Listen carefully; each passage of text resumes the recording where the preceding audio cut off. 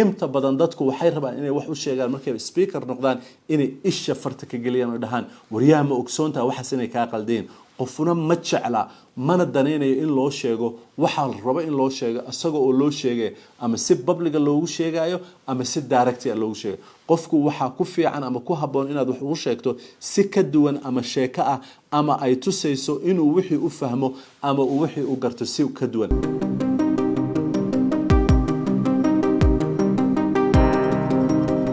indirect influence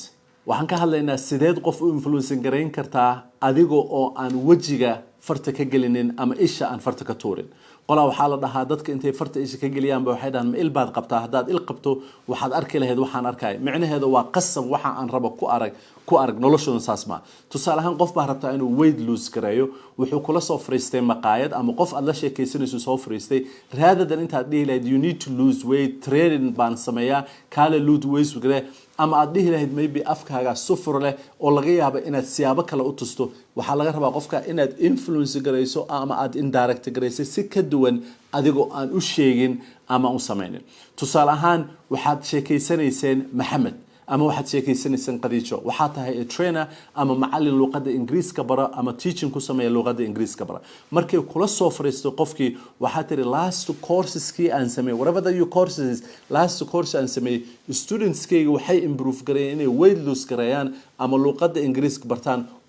12% waxaan aad happy ugu ah inaad ka mid tahay Maxamedow ardada 12% weight ka lose gareeyay ama luqadda Ingiriiska bartay future-ka aad leedahay inaad luqadda baratay Ingiriiska ama waxa aan ku barayo aad baratana aad iyo aad bay qurux badan tahay guess what hadii jaamac uu kula soo fariisto oo uu rabo inuu weight lose gareeyo waxaad wax ugu sheegtay adiga oo aan u sheegin inuu asagu weight lose gareeyo bad inuu bishaan lose gareyn karo ama labadan bilood lose gareyn karo 12 kiilo adigoo u sheegin direct influence sidaas waay imta badan dadku waxay rabaan inay wax u sheegaan markay speaker noqdaan inay isha farta ka geliyaan oo dhahaan wariyaha ma ogsoontaa waxaas inay kaa qaldeen qofuna ma jecla mana danaynayo in loo sheego waxa la rabo in loo sheego asagoo oo loo sheegay ama si public loogu sheegayo ama si direct loogu sheego qofku waxa ku fiican ama ku haboon inaad wax ugu sheegto si ka duwan ama sheeko ah ama ay tusayso inuu wixii u fahmo ama uu wixii u garto si ka duwan hadaba saddexdan waxay ku fahansiinaysaa in aad fahanto qofka inaad wax u sheegto adigoon isha wax ka galin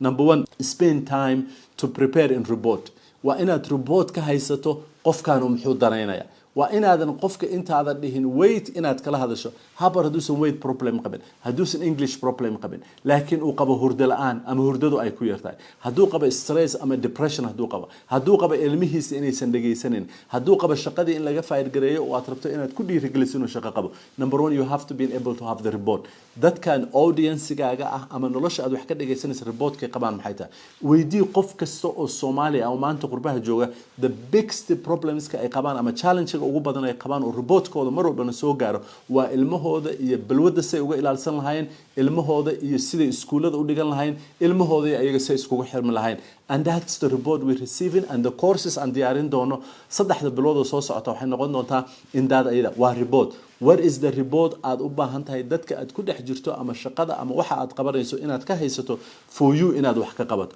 number 2 put that agenda of your report kaaga ah in aad u noqdo midka ugu horeeya oo aad dadka kala hadlayso what is that report aad dadka kala hadlayso oo aad ogaatay dadku inay u baahan tusaale ahaan waxaad u timid gabdho waxay yihiin reportka ay qabaan ama ay rabaan inay ogaadaan inay xirtaan jalbaabka oo ay ku qabaan jalbaabka inay dib ku qabaan waxa jira mar aan wadi jiray bus school oo ilmaha yararka oo Soomaalidu 8 sano 9 sano 12 sano jira gabdhaha jira mantay timahooda soo hagaajistaan aad iyo aad u soo hagaajistaan oo gurigooda qamaar kaga soo baxaan marka ay baska soo galaan bay iska fiiqayaan reportka aanan markaas ogeyn laakiin maanta aan ogahay waxa waaye gabdhaheenu waxay u qabeen jilbaabka inay u xiranayaan in dadka kale ay timahooda ka qaranayaan laakiin hadaan ogaan lahaa maanta waxaan ogahay waxaan ku dhiirigelin lahaa xirashada jilbaabka ma aha inaad timahaaga tusto ama dadka aad timaha tusto hadaba reportku muxuu yahay whatever ha ahaado reportka dadka aad ku dhex jirto maxay dadka wax u sheega ama culamaha ahaadaan ama ganacsatada ahaadaan waxa laga yaabaa inay problem ka arkaan ama ay arinta arkaan laakiin qofku uusan sugin ama uusan maartay aruurinin riboodkaanu meesha uu ka yimi nabi ilaahi maxamed sallallahu alayhi wasallam ilaahay xigmooyinka uu siiyey iyo ilaahay subxaanahu wa tacaala doorashada uu nabi ilaahi maxamed sallallahu alayhi wasallam doortay wuxuu qatar ku ahaa inuu og yahay riboodka iyo qofka dhibaatada uu qabo wiilkii yarka ah oo dhalinyarada ah oo yiri ii fasax inaan xumaanta sameeyo nabigu muxuu ku yiri sallallahu alayhi wasallam hama dhihin ma caayin ma xamanin wuxuu yiri riboodka uu sameeyay nabiga sallallahu alayhi wasallam in uu u tuso ama u tusaaleeyo waxa uu riboodkaas ama xumaantaas u tahay hadii uu qoyskooda iyo dadkooda ku sameyn lahaa sida wuxuu yahay so you have to be able to connect it and have the report of the audience aad la hadlayso then whatever that report uu yahay waa inaad ummadda kala hadashaa waa inaad qofka kala hadashaa ilmahaaga hadaad kala hadlayso waa inaad riboodkaas connectionka ah oo aad sameynayso aad kala hadashaa